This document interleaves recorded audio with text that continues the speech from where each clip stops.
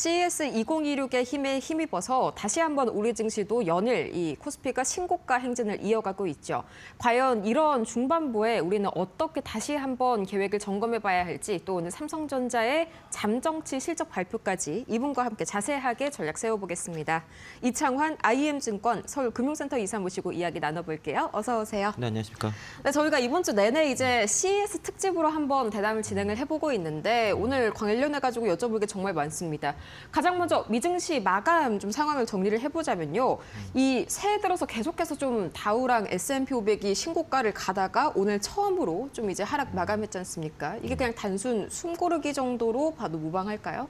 장 초반에 그 서비스업 지수, 그 ISM 서비스 지수가 좀 호조가 나타나서 네. 예상보다 이제 잘 나왔죠. 그래서 이제 경기 활력에 대한 기대감들, 시행 연착륙, 경기 네. 연착륙에 대한 기대감들이 높아져서 상승 출발을 하다가 그 트럼프 대통령이 좀 발언이 좀 있었습니다. 그러니까 방산주에 대해서 자사주 매입이라든가 그쵸. 배당 금지에 대해서 입법에 대해서 언급을 했고, 네. 그리고 기관들의 그 주택 매입 금지를 추진한다는 소식 때문에 블랙스톤 같은 기업들이 해당 섹터들이 전반적 하락세가 네, 나타나면서 5% 넘게 빠졌더라고요. 전반적으로 하락 마감을 했습니다. 나스닥만 소폭 상승 마감을 했고 반도체 쪽에서는 일부 좀 차익 매물이 좀 나왔습니다. 그리고 마이크론 같은 경우도 한 1% 정도 하락 나왔고요. 네. 빅테크 쪽에서 알파벳이 이제 시가총액 2위를 좀 다투는 상황이 됐습니다.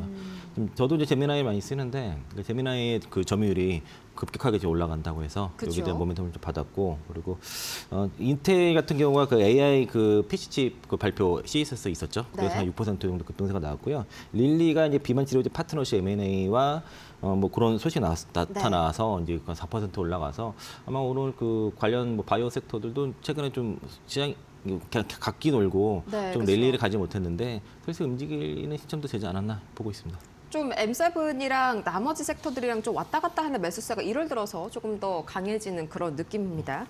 이제 CES 관련해서 이슈 하나씩 뜯어보도록 할 텐데 제가 좀 올해 CES는 다르다고 느낀 점이요. 작년까지만 하더라도 이게 좀 테마성 움직임이 강했다 할까요? 이게 막상 개막하면 좀 이슈 소멸과 함께 하락하는 움직임이 나타났는데 올해는 아예 개막을 하고 나서 본격적으로 좀 상승 흐름이 나오고 있죠. 이게 좀 달라진 근본적인 이유가 어디에 있을까요? 작년과 올해 연초까지 뭐 로봇주도 랠리를 보였고요. 네. 그 CES 이틀 전부터 이제 그 기존의 이제 로봇주들이 이제 새로운성 매도가 좀 차익 매물이 좀 나왔었고, 그리고 반면에 이제 그 현대차 같은 기업들은 그 CES 모멘텀을 직접적으로 받지는 않았어요. 기대감은 분명히 있었던 것 같긴 한데 네. 주가가 그렇게 움직이지는 않았고, 기존과 올해와 CES의 차이는 예전에는 이제 어떤 그 로봇에 관한 어떤 기술적인 전시에 집중됐다고 하면은 지금은 이제 실제적인 양산 계획이 나타났다는 것이고요. 실적에 반영되는 기대감이 나타나는 네, 거고. 그 양산 계획과 그리고 이제 그 글로벌 빅테크들과의 결합이 구체화됐다는 거죠. 이제 기본적으로 현대차는 그 두뇌 부분에 대해서는 외부 전문 기업과 맡기고 그 신체에 해당되는 부분에 집중하겠다는 거거든요. 네. 그래서 구글 딥마인드와의 전략 동맹을 통해서 그 로봇에 그 제미나이가 탑재가 되는 거죠. 제미나이 로보틱스가 이제 실제적으로 그 현대차 로봇에 이식되는 있는 상황이고, 그리고 엔비디아와의 협력을 통해서 이제 향후 이제 그 디지털 트윈을 또 구현을 한다는 것이라서요. 네. 그래서 이제 이런 그 빅테크들 협력과 그리고 2028년까지 2028년부터 연 3만 대 양산을 하겠다라는 것이고, 여기서 핵심은 양산에서 끝나는 게 아니라 저게 조제 공정으로 투입이 돼 버리거든요. 바로 수요로 네, 이어지네요. 수요를 바로 확보한 기업이, 그러니까 대량 양산 체제에 대한 그 계획을 구체화하면서 이게 수요가 어떻게 발생하는지에서 명확히 제시한 기업이 네. 전 세계 현대차밖에 없습니다. 그러면 이게 뚜렷한 뭔가 실적이 뭐 반영되기까지는 좀 시간이 걸리겠지만 어쨌든지 간에 이런 실적이 구체화가 됐다는 점에서 이렇게 폭발적인 반응이 나온 것 같습니다. 이제 그래도 CES에서 나온 로봇 단기적인 모멘텀이랑 좀 장기적으로 확보가 된 자체 모멘텀이 좀 약간 구분이 필요할 것 같은데 어디까지를 좀 선으로 봐야 될까요? 그러니까 CES가 끝났기 때문에 기존의 로봇으로 분류됐던 기업들이 약간 숨고름이 들어갈 수 있겠지만, 네, 그렇죠. 현대차 같은 경우에는 자체 모멘텀을 그 로봇 모멘텀을 그대로 가지고 있거든요. 네. 그 AI 로보틱스, 그 제조 인프라의 결합이라는 이제 이런 기업의 이제 가치를 이제 이번에 선보였고, 네. 그리고 현대차 같은 경우에 그래서 이번에 이제 로봇 밸류를 그동안 받지 못했는데 이제 그런 가치를 이제 반영해 나가려고 하는 이제 시작점이 된 거라고 볼 수 있겠고요. 현대차가 로봇을 미래의 먹거리가 아닌 현재 생산 도구로 정의를 했다는 게 그게 굉장히 중요한 포인트입니다. 네. 그래서 공장 투입에 대한 가시화를 했죠. 그리고 보스턴 다이나믹스에 대한 상장 기대감도 있고 네. 현대차 그룹의 그 지배구조 개편의 향후의 핵심은 보스턴 다이나믹스 IPO이기 때문에 그쵸. 이게 같이 더 맞물리는 것 같습니다. 그리고 피지컬 AI의 주도권 관점에서 봐도 지금 테슬라 옵티머스에 비해서도 성능이 월등히 좋습니다. 그런 것 같아요. 보니까. 네. 제가 이제 여러 전문 채널과 이제 전문가한테 들은 바로도 보스턴 다이내믹스보다 그 휴머노이드 로봇의 기술이 뛰어난 곳이 없다라고 제가 들었었는데. 그 정도인가요? 네, 어제 그저께 보스턴 다이내믹스 아틀라스 로봇 그 두 가지 모델을 다 이렇게 보면서 다소 좀 깜짝 놀라긴 했습니다. 저도 영상 보고 깜짝 놀랐어요. 네, 기대 이상이었던 것 같고, 저 보면은 걷는 게 달라요. 걷는 것 자체가. 그리고 저거 이제 양산형 로봇 방금 저게 아니고 앞에 나왔던 건 파란색 그거거든요. 양산형 로봇은 따로 있습니다. 네, 더 이제 네.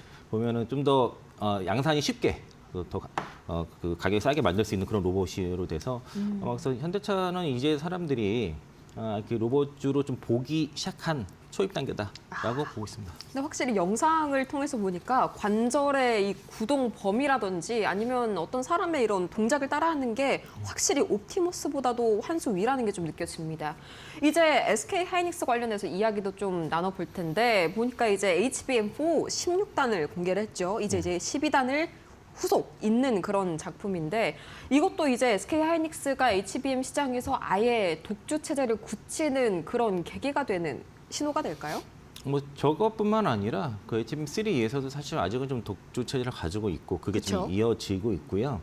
이번에 CES에서 HBM 그 4 16단을 실물을 최초로 공개를 했습니다. 저게 이제 이제 기존 그 11.7기가 BPS 속도 이제 48기가 용량짜리 이제 16단 공개를 했고 이게 엔비디아에서 그 메모리 3사에다가 네. 올해 연말까지 16단 개발을 하라. 올해 4분기까지 16단을 납품을 하고 요구를 했습니다. 올해 4분기까지요. 4분기까지. 네. 그래서 지금 굉장히 빠르게 지금 들어가고 있고요. 기존에 이제 현세대가 지금 올해 이제 2월달에 하이닉스랑 삼성전자가 납품을 하려고 하는 게 그 HBM4 12단이거든요.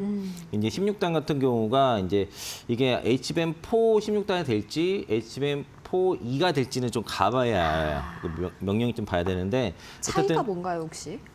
12단 16단 차이. 12단과 16단 단순 그 차이죠? 네. 네. 16단을 쌓기가 더 어려워요. 훨씬 더 어려운데 이제 여기 대해서 지금 SK 하이닉스가 실물을 제일 먼저 공개했다는 것 자체가 네. 지금 속도가 제일 빠르다라고 볼 수 있겠고 그리고 지금 HBM 시장이 지금 엄청난 일이 벌어지는 게 네. 원래 기존의 시장 컨센서스는 HBM3E가 대략 AS가 20-30% 하락을 하고 네. HBM4가 50% 이상 올라가면서 이를 상쇄하는 그렇게 생각을 했었는데 네. 최근에 HBM3 제품을 삼성전자 SK 하이닉스가 가격을 50% 이상 올려버렸습니다. 그렇죠. 그 소식이 네. 또 한창. 그러면서 그러니까 지금 차세대에 받을 수 있는 프리미엄을 현세대가 그냥 미리 다 받아버리는 상황이 벌어져서요. 그래서 그 소식 이후로 원래 10월까지는 하이닉스가 삼성전자 많이 올라가다가 네. 그 메모리 그 빅사이클이 언급이 되면서 삼성전자도 강했다가 저 HBM 가격 50% 올라간다는 이 이슈가 나오면서 하이닉스도 같이 튀어 올라가기 시작한 그게 겁니다. 이제 약간 좀 키높이를 네. 맞춰가는 이유군요. 그래서 이제 SK 하이닉스가 1월 5일에 홈페이지에다가 그 SK 하이닉스의 그 HBM 그 전략을 발표를 한 게 있어요. 그 한번 홈페이지 가서 보시면 좋을 네. 것 같고요. 일단 자기네들이 그 HBM3 3E 같은 게 높은 수율과 안정성 바탕으로 해서 올해 올해 50% 이상 점유율 자신한다. 90% 이상 점유율이요. 이렇게 이제 그 전체 그리고 세계 최초 HBM4 그 양산 체제 구축을 했다 이런 것도 발표를 해가지고요. 그래서 이제 그거 좀 내용 잘 보시면 좀 도움이 되실 것 같고 아마 그 HBM 쪽에서는 같은 공정에서는 삼성전자 하이닉스가 위인 건 사실입니다. 그렇죠. 예, 원비 나노에서는 하이닉스가 더 우위일 수밖에 없고 네. 삼성전자가 원시를 했기 때문에 성능을 비슷하게 맞춰간 그런 상태라고 그렇게 보시면 좋을 것 같고요. 그래서 HBM 하이닉스 같은 경우는 어쨌든 그 HBM 쪽에서는 분명히 이제 그 그 위에 있는 건 사실이다. 네. 그렇게 판단하시면 좋을 것 같습니다. 그렇죠. 사실 이제 삼성은 뭐 메모리 쪽 디램이나 낸드 또 레거시 이쪽 측면에서 상당히 지금 현재 멀티플이 된 상황이지 HBM 쪽에서는 역시나 좀 SK 하이닉스가 견고한 1위 자리를 달리고 있는 것 같습니다.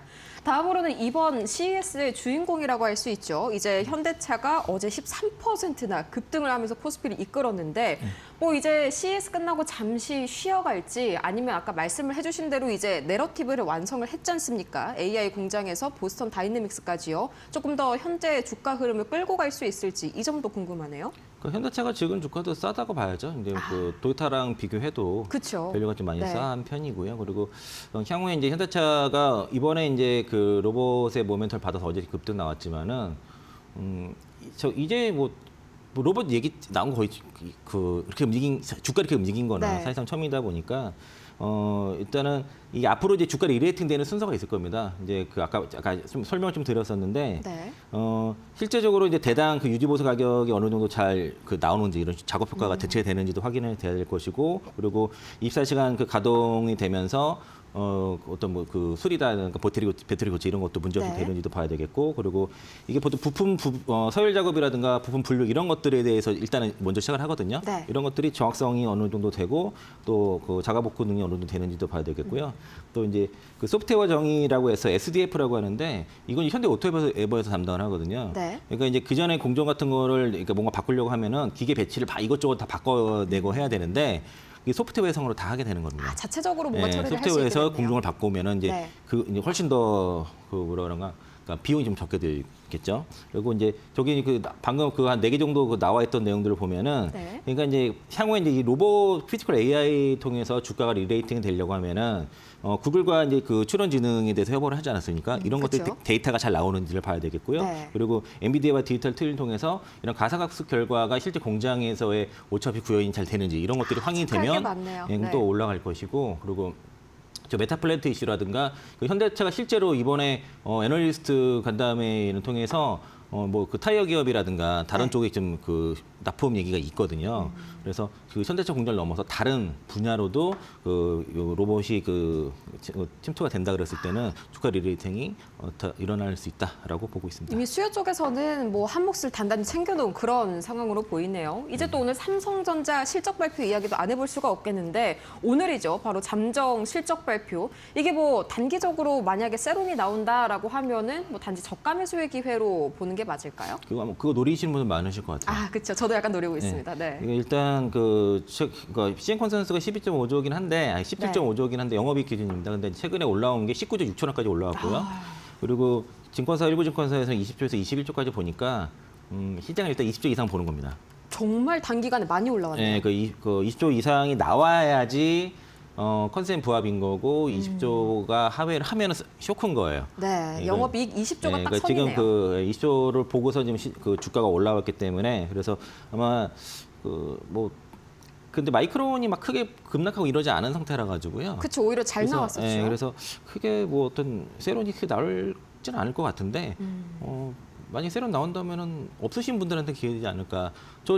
우리 방송에서 삼성전자 그 조정 나올 때 그 9만 원 밑에 떨어지고 할 때 얼마 샀다는 얘기도 계속 말씀드렸어요. 그쵸, 뭐 89,600원에 삼성전자 또 추가 매수했다. 하이닉스도 중간에 이제 뭐 27만 원, 34만 원 샀지만 50만 원 사고 55원 샀다 말씀드렸었잖아요. 네. 그런 의미고요. 그리고 20조 달성을 하게 되면은 그러면서 HBM4 관련된 긍정적인 가이던스가 나오게 되면은 뭐 좀 더 추가적인 슈팅 나오지 않을까라고 기대하고 있습니다. 네, 뭐 이런 분위기라면은 영업이익에서 웬만한 반전이 일어나지 않는 이상은 뭐 세론이 안 나올 수도 있는 그런 분위기인 것 같습니다. 이제 다시 CES로 좀 넘어가 보자면은 1월 초반 증시는 사실상 이 반도체 쪽에 사실상 수급이 많이 쏠렸었죠. 이번 주에 좀 슈퍼위크가 저물고 나면은 여기에 대해서는 조금 쉬어가는 흐름, 바이오나 뭐 2차 전지 이쪽으로 수급이 확산될 수 있겠다 이렇게 보실까요? 2차 전지는 하나증권에서 1월 말까지는 좀 쉬어갈 거다. 그래서 네. 1월 말 이후에 담는 게 좋다라고 이렇게 언급을 했었고요. 네. 그리고 JP모건 헬스케어 컨퍼런스가 있으니까 그동안 좀 쉬어갔던 바이오 쪽에 관심이 좀 다시 높아질 것 같다. 그래서 네. 바이오 쪽 관심 가져주시면 좋을 것 같고 바이오는 근데 어떤 특정 섹터로 묶기가 좀 어려워요. 그러니까 그쵸. 각자 도생에서 각자 개별적으로 연구를 해야 되기 때문에 그래서 좀 뭘 딱 종목을 말씀드리는 건 없고 저는 뭐 특정 종목을 갖고 있지만은 네. 가장 무난해 보이는 게 현재로서는 삼성바이오로직스입니다. 삼성바이오로직스 어떤 이유 때문일까요?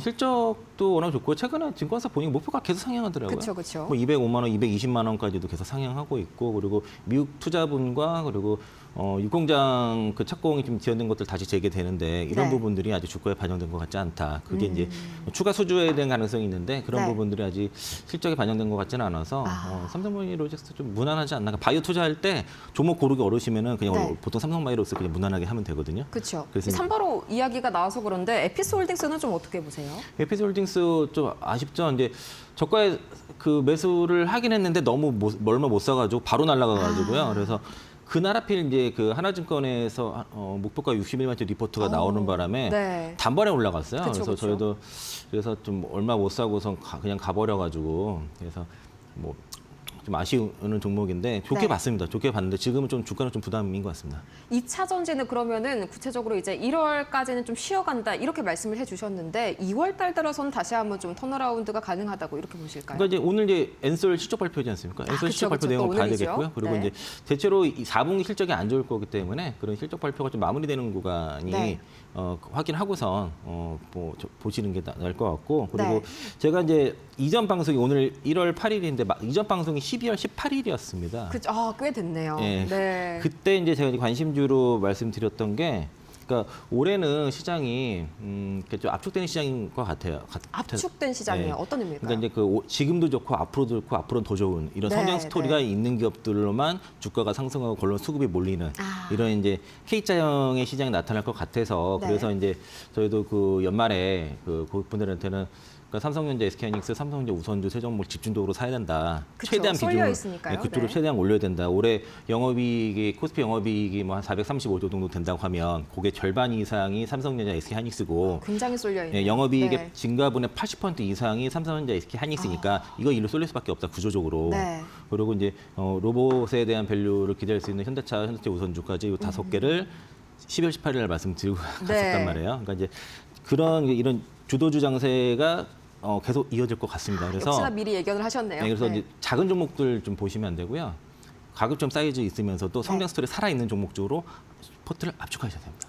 성장성이 살아있는 종목 위주로 포트폴리오를 좀 압축하는 게 이제 필요하다. 역시나 뭐 비슷한 그런 예견된 말씀을 이전에도 18일에도 해주셨습니다. 지금까지 이창환 IM증권 서울금융센터 이사와 함께 오늘 이 삼성전자의 잠정 실적 발표 그리고 CES 현황까지 자세하게 분석해봤습니다. 좋은 말씀 고맙습니다. 고맙습니다.